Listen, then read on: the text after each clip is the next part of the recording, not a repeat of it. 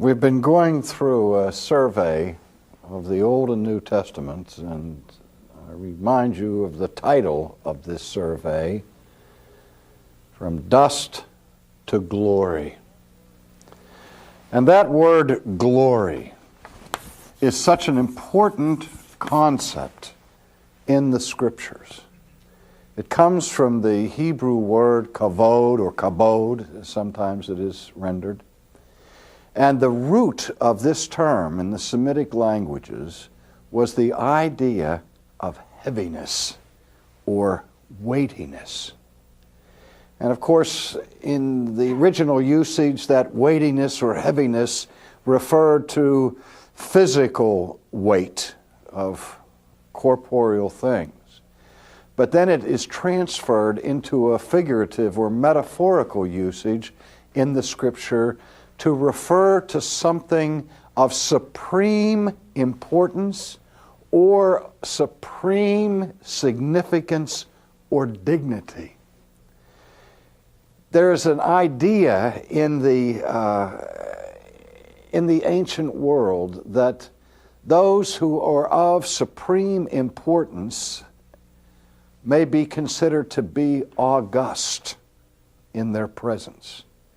That was the basic idea behind the name that was acquired by the first emperor of Rome, Octavian, when he became known as Caesar Augustus. Caesar the August One. Now, I recently talked to a man who came to me all excited because he had gone to his computer and he had some Bible software in it, and he looked up the word glory in his concordance and then examined every single reference in the Bible to glory.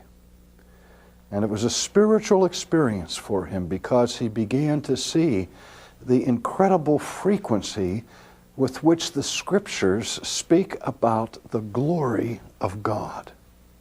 That God's glory is set above the heavens, and His glory displays His majesty, His transcendent greatness.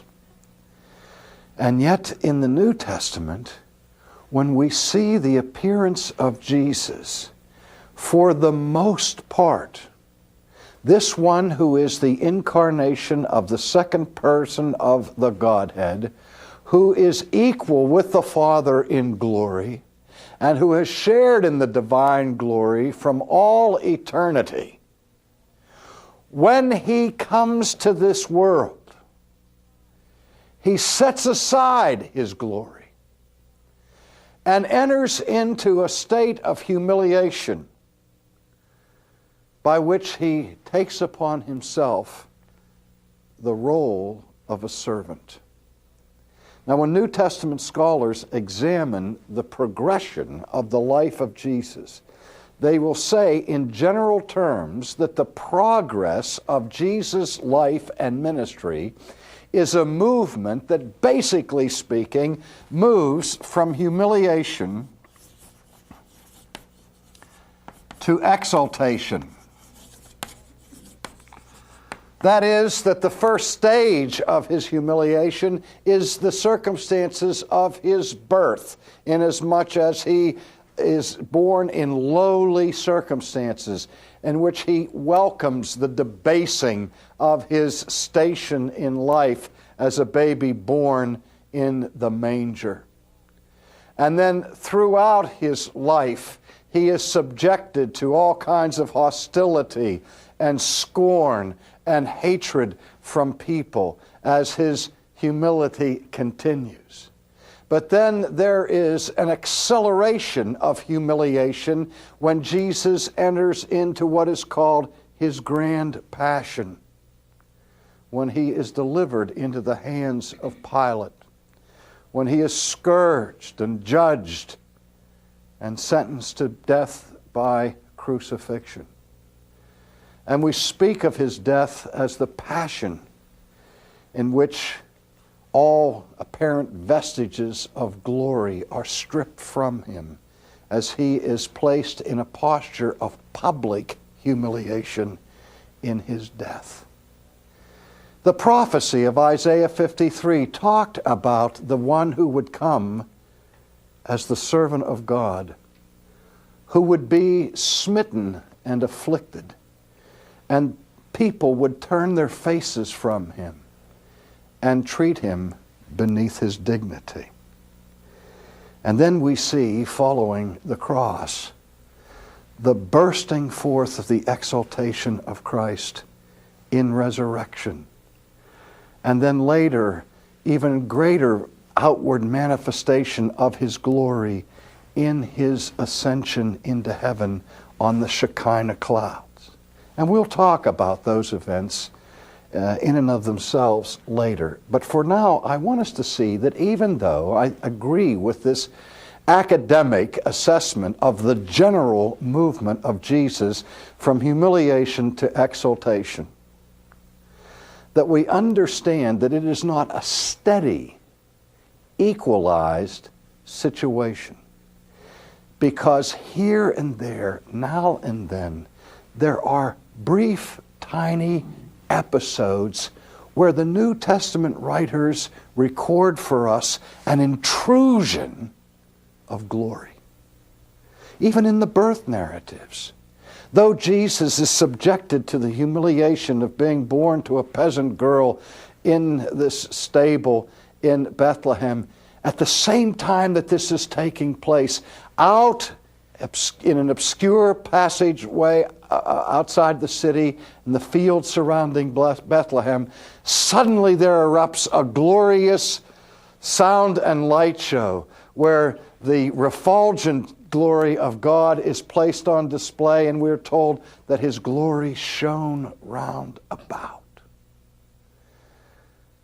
And there are these intrusions. Well, I think the single most important breakthrough of the divine glory that is recorded in the New Testament witness toward Christ is that one which occurs on the Mount of Transfiguration. I have to say it bothers me that we don't hear more about this in the preaching of the church. But let's take some time and look at the record of the Transfiguration, which is given in all three of the Synoptic Gospels and takes place very shortly after Jesus had given the bad news to his disciples that they were about to return to Jerusalem for him to suffer and to die. You can imagine the emotions of the disciples in these past few days. There was this wonderful, joyous moment when Jesus acknowledged to them that he was the Messiah, which was then followed very quickly by the dire announcement of his impending affliction, suffering, betrayal, and death. And their emotions would then plummet. But then we read in Matthew's Gospel, in chapter 17, verse 1, "Now after 6 days, Jesus took Peter, James, and John, his brother, led them up on a high mountain by themselves, and he was transfigured before them." Now, we really hardly ever use the word transfigure in our vocabulary. There's a passage in the Battle Hymn of the Republic. There was glory in his bosom that transfigures you and me.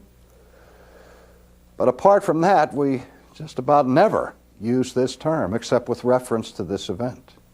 There is another word in English, however, that is used more frequently, and it is the word that does not translate the Greek word that is used here, but it transliterates it. That is, it just brings it right over into the English language, and it is the word metamorphosis. We've heard of Ovid's poetic work, which was written under the title Metamorphosis. When we were children and took science in elementary school, our first exposure to the idea of metamorphosis was with the extraordinary interesting experience of the creation of a butterfly who begins as a worm, a caterpillar, who spins a cocoon. And after a period of dormancy, out of this cocoon emerges the magnificently beautiful butterfly. What a transformation! Because that's what the word metamorphosis means. Meta means across or with, and morphology is the study of form. And so really, the word transformation means the same thing as the word metamorphosis. And we witness that kind of transformation when the worm becomes the butterfly. And so what the gospel writers are saying here is that Jesus took apart his close inner circle of disciples, Peter, James, and John, and while they were talking with him, suddenly before their eyes, Jesus undergoes this startling transformation. And the transformation has to be understood as a temporary breakthrough of glory. Because listen to the language that is used to describe what these men saw. His face shone like the sun, and his clothes became as white as the light. Those are the two graphic images that describe him. His face began to shine like the sun.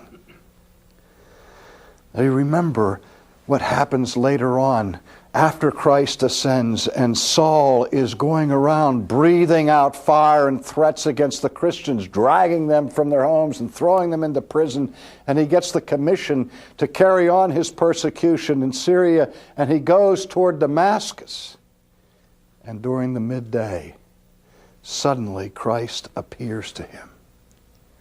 And Saul is literally blinded by the brightness of the glory of Christ that is described there in the text as being brighter than the noonday sun. Now, we've learned to survive in this planet that is illumined and warmed by the sun. We appreciate the sun. We need the sun. But we know we can't even look directly into the sun in the middle of a solar eclipse lest we do permanent damage to our eyes. And so we've learned always to keep the sun at an angle to our direct vision, lest we be blinded by the intensity and magnitude of its brightness. And what these men are saying is that suddenly, as we were talking to Jesus, his face began to change.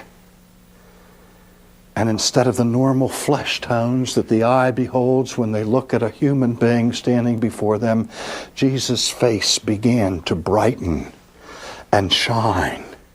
And the shining became refulgent in its glory, dazzling in its beauty, and so bright that it dwarfed the sun and they couldn't look at it. And the garments that he was wearing were equally transformed before their very eyes. And we are told simply by Matthew that his garments became white.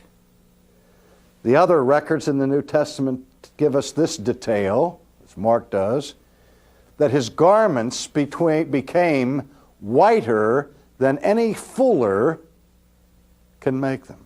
Now that's the old translation. The fuller, F-U-L-L-E-R, like the Fuller Brush man, in the ancient world was the professional launderer. And professional launderers in that day have the same struggles that we have today with professional laundries. Our biggest complaint is when we take our white shirts or our white garments, the sheets and so on, and they come back and they're a little tinge of gray in them. They're off color. They lose the brightness of their original pure white coloring. One of the greatest industries in America is the soap industry. And I remember as a kid growing up listening to these soap operas as they were called on the radio, because they were called soap operas because the sponsors were soap companies that sold soap. Oxydol's own Ma Perkins. And you'd hear these little jingles that sold the soap. D-U-Z, D-U-Z, put those in your washing machine. Rinse so white, rinse so blue. And L-A-V-A, lava soap and ivory soap, it floats and so on. But the one that intrigued me as a child was a soap called Tide. Tide's in, dirt's out, T-I-D-E, Tide. Because every year, the people that sold Tide would announce that this year's Tide was new and improved. And I listened to that for enough years to begin to wonder what the original Tide was like, if it had to go through this many improvements. But then I read a book on marketing once, and it said the most important word in any ad copy is the word new. Well, I put up with the hyperbole of the advertising industry until I heard the quintessential advertisement for Tide, which said, it makes your clothes come out whiter than white. Now, ladies and gentlemen, that's just nonsense. Because there is no such thing as a white that is whiter than white. I ask children sometimes the simple little question, what color is a lemon? And they all get the right answer. They say, it's yellow. And then I ask them a little bit more difficult question. I'll say, what color is the lemon when you turn the lights out? And they scratch their head. That's a real poser. I'm not sure. And I explain to them then that it has no color without the light. Because color is not something inherent to objects. The colors that we see are reflections of that which is contained in light. And when certain colors of the spectrum are blocked out by the fibers that absorb them and only certain ones are reflected, those are the colors that we see. And yet the pure color of light is white. Now, why is it that Jesus' garments turn white, whiter than any fuller can make them? I think that what is being communicated here, if I may speculate just for a second, that Jesus' glory is not simply a reflected glory. As creatures made in the image of God, we are called to be mirroring and reflecting the glory of God. We remember the closest instance to this in the Old Testament was when Moses went up into the mountain and asked God if he could see his glory.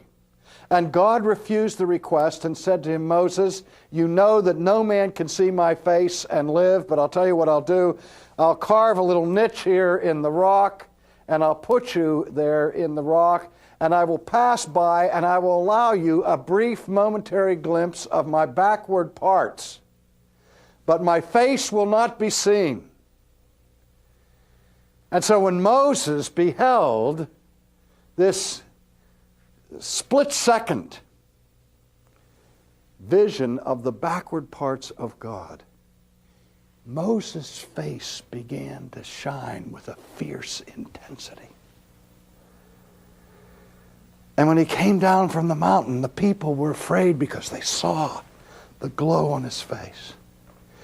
But the important thing to understand is that that brilliance and shining of Moses' face was a reflection.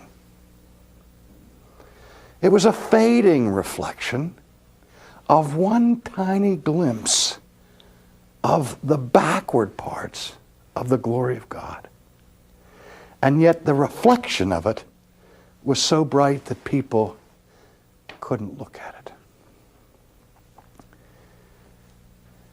But the difference here, I'm convinced, is that the light source for the pure whiteness of the garments of Jesus at the transfiguration is not that they are reflecting or bouncing an external light source, but the light is coming from within.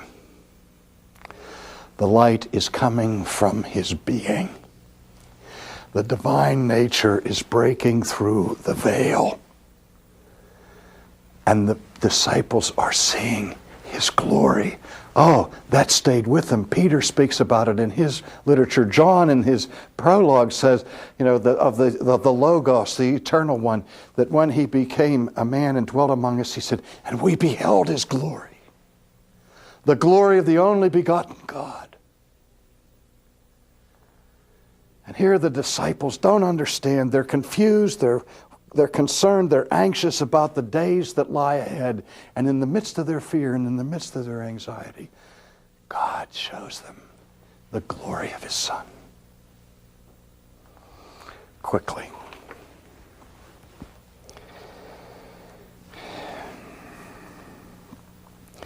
And behold, Moses and Elijah appeared to them talking with him. And Peter said, Lord, it is good for us to be here. Let us make 3 tabernacles, one for you, one for Moses, one for Elijah. And while he was speaking, behold, a bright cloud overshadowed them, and suddenly a voice came out of the cloud saying, this is my beloved Son, in whom I am well pleased. Hear him. And when the disciples heard it, they fell on their faces and were greatly afraid. Not only did they see the transformation of Jesus, but now they look, and here's Moses and Elijah having a private conversation with Jesus. The Bible doesn't tell us what they were talking about. But remember, the scriptures say that the law and the prophets all speak of the coming of the Messiah. And he fulfills the law and the prophets. And now here comes the law and the prophet, the leader of the school of prophets, Elijah, the mediator of the law, Moses. And they're talking privately with Jesus. Let me guess. They were discussing what was awaiting him in Jerusalem. The law and the prophets were saying, set your face like a flint. Fulfill your vocation. This is the work of the Messiah.